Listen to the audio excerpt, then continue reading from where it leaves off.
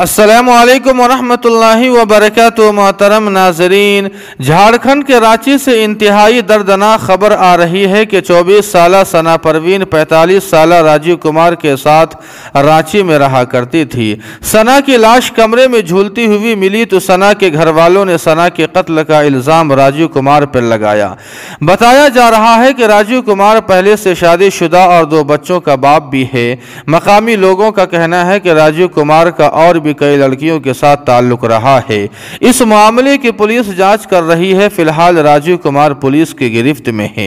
आपको बतला दें कि सना परवीन की मुश्तबे हालत में मौत वाक़ई हो गई, जबकि सना के गर्दन और चेहरे पर चोट के निशानात भी मिले हैं। घर वालों ने इल्ज़ाम लगाया है कि राजीव कुमार ने सना का कत्ल करके लाश को फंदे से लटका दिया था। बताया जा रहा है कि सना परवीन जमशेदपुर के रहने वाली थी और फिलहाल अकेली अपार्टमेंट में रहा करती थी। सना L&T फाइनेंस कंपनी में काम करती थी। इस मामले में पुलिस ने राजीव कुमार गुप्ता को गिरफ्तार कर लिया है। सना की बहन अंजुम परवीन ने राजीव कुमार के खिलाफ FIR दर्ज कराई है।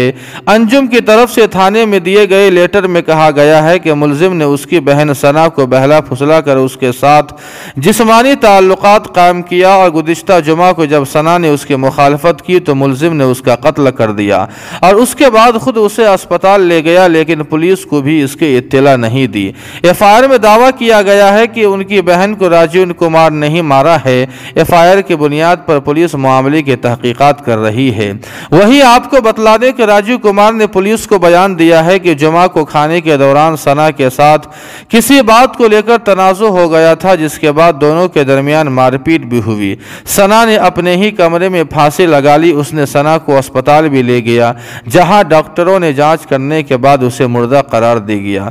अस्पताल इंतजामिया ने ही मामले की इत्तला पुलिस को दी, जिसके बाद पुलिस ने मौके पर पहुंचकर लाश को अपने कब्जे में लिया और शनिचर को रेम्स में पोस्टमार्टम कराने के बाद अहले खाना को सौंप दिया।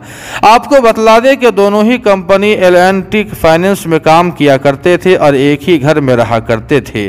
तकरीबन 4 महीने से दोनों एक साथ